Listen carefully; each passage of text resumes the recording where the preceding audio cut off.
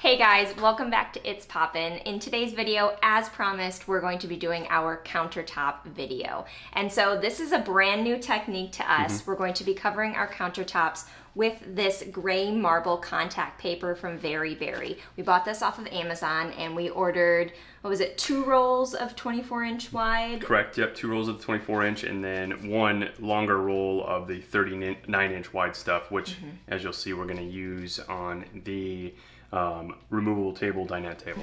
Yep, exactly. And so we have never done this technique before. We have no idea how it's gonna go, and we just want to bring you guys along for the ride and give you our honest opinion on whether or not we think this is a viable solution.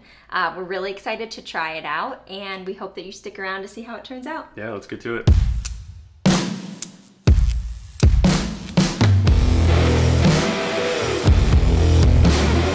Alright, so we are ready to start laying down our laminate countertopping, and so the first thing we're going to be using is a combination of degreaser and some sort of isopropyl alcohol cleaner. And so in this case, we're just going to use some super clean degreaser, and then the Chemical Guys Streak Free. This is actually a window cleaner, so Windex would work just as well for that. So we're going to be using this marble look countertop. We got this off Amazon. It's Very Berry. You can get a link in the description below for it. And we're going to be laying that down with a variety of tools. And so first you're gonna need some scrapers.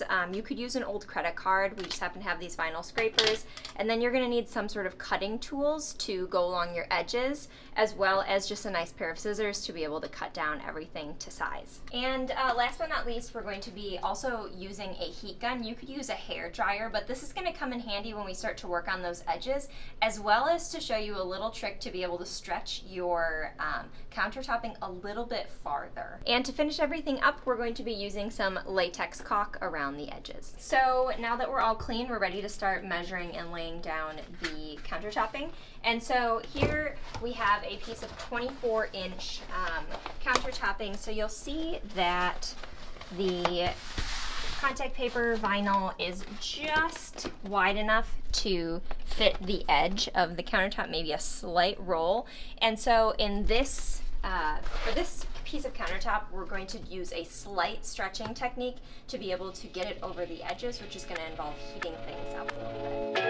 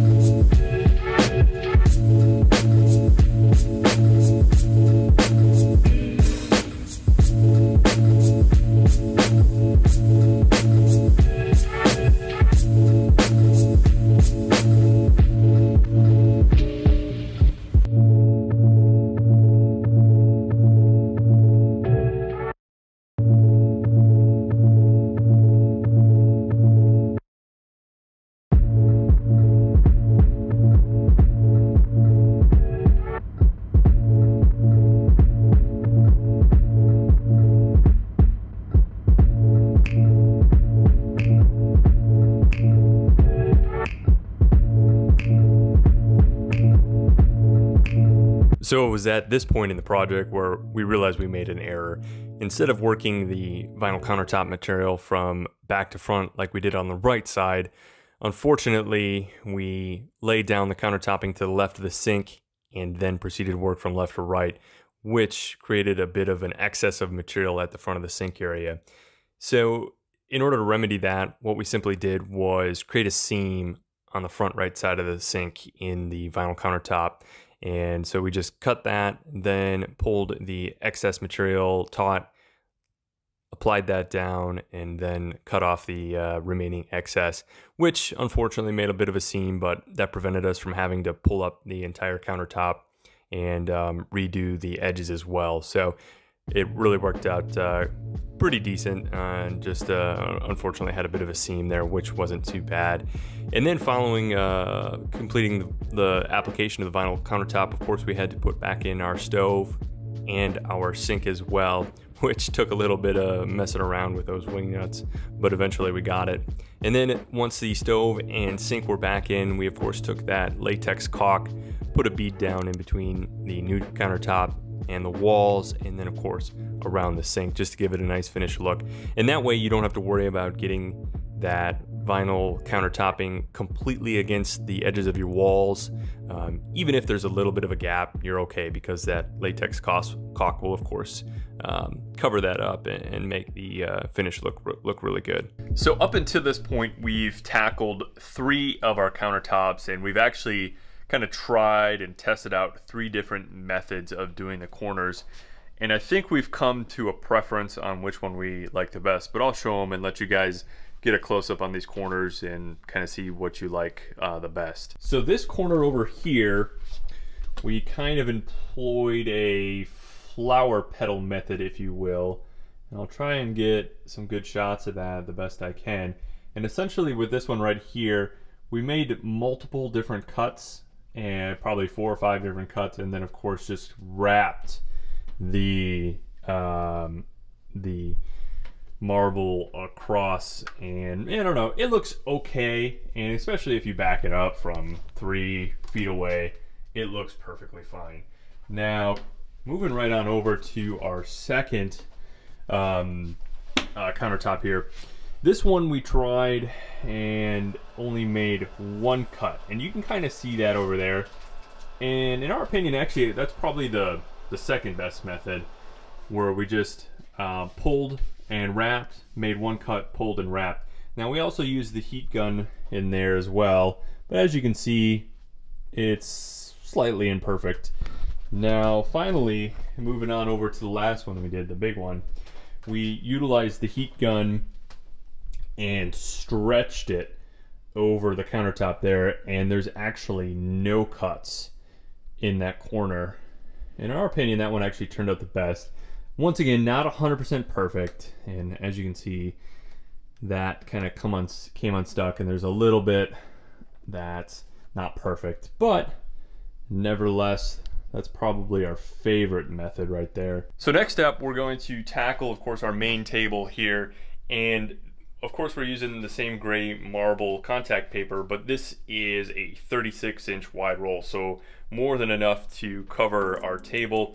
And we're kind of gonna essentially just lay it right on down, but we're going to employ that kind of heat gun and stretching method just to get it nice and tight around these corners here.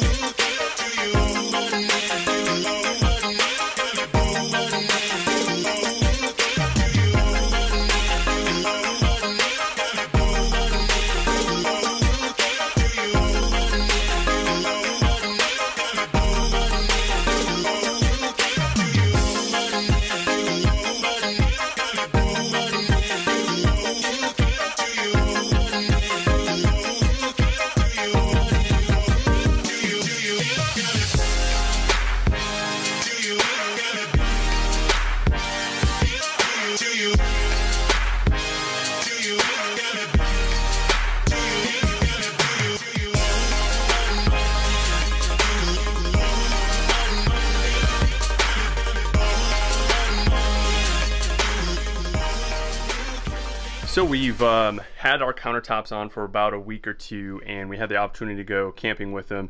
And some of the corners in terms of the techniques that we use seem to fare a little bit differently than others. So just so we're totally transparent with kind of how each of those corner methods fared. We'll show you how those worked out. So the first corner right here, we kind of did that flower petal effect, and it really didn't change too much. Honestly, not my favorite corner of the bunch. However, it didn't change at all. And next up right here, we have that single slit one. Once again, didn't change too much. They really look the same. And finally, this is the corner that we stretched over, or one of the corners that we stretched over. And as you can see, it kind of pulled up a little bit.